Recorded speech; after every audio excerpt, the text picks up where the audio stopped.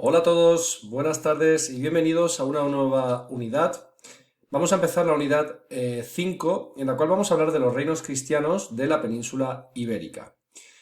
Bueno, pues en este tema vamos a hablar de los diferentes núcleos cristianos que fueron recuperando territorio, fueron iniciando un proceso de conquista de los territorios de Al-Ándalus y bueno, pues que poco a poco irán conformando una serie de reinos que con el paso del tiempo irán conquistando completamente todo el territorio y bueno, pues finalmente reduciéndolo a un pequeño territorio. Al-Ándalus se va a quedar reducido a un pequeño reino llamado Reino de Granada, que será conquistado en el año 1492 por Isabel y Fernando, los reyes católicos, ¿vale? Bueno, pues esta es la imagen de esa toma, el final de Alhambra se queda ejemplificada en esta imagen de Granada. Aquí podéis ver representados a Fernando y a Isabel, y al último rey de Granada, Boabdil, que está entregando, en esta escena está entregando las llaves de la Alhambra a los reyes, ¿de acuerdo? Bueno, vamos a empezar este tema hablando de los diferentes reinos. Como ya os he dicho, hablaremos del reino leonés, hablaremos del reino de Castilla, de la corona castellana, hablaremos de los núcleos pirenaicos, del reino de Navarra, es decir, de una serie de territorios que fueron desarrollando una historia propia y que han dejado una gran huella en nuestro país, ¿vale? De hecho, quiero empezar este tema hablando del escudo que tiene nuestro país. Bueno, en este escudo podéis observar una serie de imágenes y cada una de estas imágenes tiene un significado, ¿vale? Esto siempre os lo pongo en clase para que podamos ver pues, la relevancia de estos reinos cristianos, la relevancia histórica que han tenido estos reinos cristianos, ¿vale? Y es que, por ejemplo, aquí podemos ver diferentes símbolos que hacen referencia a cada uno de estos reinos. En primer lugar, podemos ver aquí en la esquina superior izquierda un castillo sobre un fondo rojo. Bueno, pues este castillo está eludiendo, por así decirlo, está representando a la corona castellana, al reino de Castilla. Aquí podemos ver 4 barras rojas sobre un fondo dorado.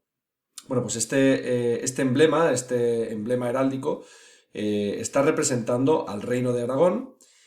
En este caso aquí tenemos un fondo blanco y bueno, pues tenemos un dibujo de un león rampante con una corona, está dando al reino de León. Y bueno, pues aquí debajo podemos ver un fondo rojo y en el cual se sobreponen una serie de cadenas. Está representando el reino de Navarra. Y bueno, pues en la parte inferior tenemos aquí un elemento vegetal que está representando al reino de Granada, ¿vale? Justo en el centro tenemos aquí como 3 flores de lis, ¿vale? Que son estos símbolos dorados que tenéis aquí sobre un fondo azul, ¿vale? Este es el emblema heráldico de la Casa de Borbón, que son los actuales reyes, ¿vale? Los actuales jefes de Estado de nuestro país, ¿vale? En cuyo cabeza pues tenemos al actual rey Felipe VI, ¿vale? Y bueno, pues a los lados de estos escudos tenemos 2 columnas. Estas 2 columnas representan algo bastante antiguo en nuestro territorio, y es que la península ibérica, el estrecho de Gibraltar más concretamente, era considerado el final del mundo en la época antigua. Ir más allá significaba adentrarse en lo desconocido, en un mundo muy peligroso. No se sabía muy bien qué podía haber allá. De hecho, se pensaba en muchas ocasiones que los navegantes medievales y los navegantes de época antigua consideraban que esas aguas estaban plagadas de seres mitológicos muy peligrosos, y por lo tanto procuraban normalmente no cruzarlo, o si lo hacían, pues practicar lo que se conoce como una navegación de cabotaje, es decir, muy cerca de la costa, ¿vale? Bueno, pues aquí podéis ver que esas 2 columnas representan el estrecho de Gibraltar. De un lado tendríamos una columna, las columnas de Hércules. Pues un lado estaría en la columna en la península ibérica, y otra columna estaría sobre las tierras del continente africano, ¿vale? Podéis ver sobre estas columnas una serie de palabras que están escritas en inglés que significan, bueno, por un lado podéis ver aquí plus y en el otro lado ultra. ¿Qué significa allá? Más lejos, ¿vale? Hace referencia a que, bueno, pues los españoles fuimos unos grandes navegantes. De hecho, pues iniciamos una serie de expediciones en la Edad Moderna a través de las cuales pudimos descubrir nuevos territorios, nuevos continentes, y bueno, pues a partir de esos descubrimientos se cambió este emblema añadiendo pues, que sí que evidentemente cruzando el Atlántico, a partir de ese estrecho de Gibraltar, a partir de estas dos columnas, había más tierra, ¿vale? Y es por eso que se recalca en el actual escudo de nuestro país, ¿vale? Sobre todos estos escudos, debido a que somos una monarquía, pues tenemos una corona, ¿de acuerdo? Bueno, si os parece bien, vamos a iniciar, una vez que ya hemos dejado claro la simbología de nuestro escudo nacional, vamos ahora a adentrarnos un poco en la historia de estos reinos cristianos. En primer lugar, me gustaría hablar, bueno, pues lo primero que hay que entender es que las áreas del Cantábrico y de los Pirineos fueron territorios que principalmente no fueron ocupados por los musulmanes, ¿vale? Ya hemos hablado de los musulmanes, ya hemos hablado de la conquista del Andalus, una conquista que fue muy rápida, a partir del año 711, con la llegada de Tarik y Musa. Bueno, pues la península ibérica es conquistada en muy poco tiempo, en unos 4 años está completamente conquistada. Sin embargo, hay territorios que no logran conquistar. Estamos hablando de estos territorios que estaban ubicados en el área del Cantábrico y los territorios de los Pirineos. Territorios bastante fríos que no interesaban a los musulmanes y en los cuales, bueno, pues se refugiaron muchas personas y por lo tanto los musulmanes encontraron bastante resistencia. Decidieron, por lo tanto, no conquistarlo y a raíz de esos territorios van a surgir los diferentes reinos cristianos que vamos a ver en este tema. De hecho, los primeros reinos cristianos van a surgir entre la época de la conquista, entre el siglo VIII y el siglo IX. Vamos a empezar con el primer territorio. Vamos a empezar con el reino astur-leonés. Bueno, pues lo primero que hay que saber es que esa conquista en el siglo VIII, más concretamente en el 718, un señor visigodo, un señor llamado Cayo, que lo tenéis aquí. Bueno, pues este señor se refugia con varias personas en las montañas asturianas, en los montes de Europa, en los picos de Europa. Y bueno, pues este señor se enfrenta a los musulmanes con las pocas tropas que tiene, se enfrenta a los musulmanes en una batalla que se produce en el año 722. Esa batalla se conoce como la batalla de Covadonga.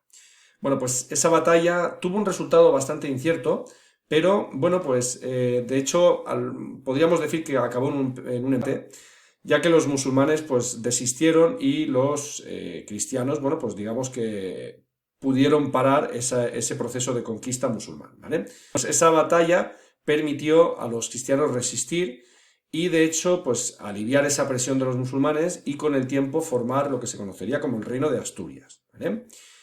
De hecho, este reino asturiano, que estableció su sede, su capital en la ciudad de Oviedo, bueno, pues aquí podéis ver en este mapa de color amarillo, podéis ver ese reino asturiano original, podéis ver la pequeña franja de tierra al norte de la península ibérica, muy pegado al mar Cantábrico, y aquí podéis ver ejemplificado la batalla de Covadonga, ¿vale? Se inició aquí. Bueno, pues este reino astur-leonés este reino asturiano, perdonad, se va a formar originalmente estableciendo su capital en Oviedo y desde la cual va a iniciar diversas expansiones hacia el sur, ¿vale? Es decir, a partir de este territorio, los cristianos, en este caso los visigodos, los herederos de los visigodos, van a iniciar un proceso hacia el sur. Podéis ver con unas flechas amarillas y podéis ver que este reino de Asturias poco a poco se va ampliando, ¿vale? De hecho, su máxima expansión va a llegar entre los años 886 y 10 de la mano de Alfonso III, que lo tenéis aquí. Este señor este rey, digamos que fue la persona que llevó a este reino a su mayor fase de expansión, llegando finalmente al río Duero, en este mapa, ¿vale? De hecho, en el siglo X, debido a estas expansiones, decide establecer su capital. Este territorio pasó a llamarse el Reino de León. Bueno, pasamos ahora a hablar del Condado de Castilla. En el siglo X, bueno, pues el Reino de León vivía una serie de profundas crisis por las cuales, bueno, pues se generaron, digamos que, muchos problemas internos y esto generó que parte de su territorio empezara a adquirir cierta relevancia y, de hecho, cierta autonomía respecto al Reino de León. Estamos hablando del Condado de Castilla. Castilla era un territorio situado al oriente, es decir, al este del reino Astur-Leonés. Era un territorio fronterizo, ya que justo al sur tenía al Andalus y por lo tanto estaba siendo constantemente atacado, ¿vale? Y además era un territorio también bastante poco poblado. Debido a eso, lo que se hizo en este territorio fue levantar muchos castillos. Aquí tenemos un montón de castillos, ¿vale? Como el castillo de Sepúlveda, el castillo de Roa, Clunia, Osma, el castillo de Burgos, de Amaya, etcétera, ¿vale? Como podéis ver, era un territorio muy fortificado debido a su carácter fronterizo y que estaba escasamente poblado. Por lo tanto, era un territorio bastante militarizado, ¿vale? Este territorio estuvo organizado en diferentes condados bajo la autoridad de un noble llamado Fernán González. Este noble vivió en el siglo X y bueno, pues finalmente, con el paso del tiempo y debido a las profundas crisis que os estaba mencionando que sufrió el Reino de León, bueno, pues este territorio fue adquiriendo con el paso del tiempo mucha autonomía, aunque siguió siendo vasallo, es decir, todavía tenía que rendir cuentas y pleitesía al reino de Castilla, al reino leonés, ¿de acuerdo? Bueno, pues pasamos ahora a hablar de la creación del reino de Castilla. Poco a poco este territorio, este condado castellano, bueno, pues debido a esa etapa de decadencia del reino de León, que bueno, pues se acentuó mucho más en el siglo X, bueno, pues esto hizo que los condes castellanos fueran cada vez aumentando, cada vez más poder, fueran aumentando su poder, así también como los reyes de Navarra, ¿vale? De hecho, este poder aumentó tanto que en el año 1035 Castilla se va a convertir en un reino independiente de mano de este señor, Fernando I. Entre los siglos XI, XII y XIII se consolidó el reino castellano-leonés, como el más poderoso de la península, ¿vale? Fernando I también consiguió ser, además de rey de Castilla, convertirse también en rey de Castilla y de León. Aquí lo podéis ver en esta imagen y podéis ver en esta parte inferior cómo, bueno, pues estos dos dibujos están dando a entender que este rey fue el primer rey castellano-leonés, ¿vale? Este territorio fue el más poderoso de la península ibérica, pero con el paso del tiempo también fue sufriendo diferentes crisis, ¿vale? Y es porque en este caso Portugal en el año 1142 alcanzaría su independencia definitiva de este territorio, ¿de acuerdo? Pasamos ahora a hablar de, bueno, pues de esa corona castellana que se inició de una manera bastante complicada. De hecho, bueno, pues Castilla y León, a pesar de que Fernando I los unificó, bueno, pues siguieron separándose en varias ocasiones, ¿vale? Y, bueno, de hecho, quien consiguió unificar definitivamente estos dos reinos fue en el siglo de mano de Fernando III, este señor que podemos ver aquí, ¿vale? Este señor, este rey, bueno, pues consiguió unir a estos dos reinos formando la conocida corona castellana, ¿vale? Bueno, pues hasta aquí el vídeo de hoy. Hemos hablado de la corona de Castilla, del inicio del reino Astur-Leonés. Y bueno, pues nos ha servido para iniciar este tema, la unidad 5, que espero que os sirva mucho. ¿De acuerdo? Bueno, pues un saludo y nos vemos en clase. Hasta luego.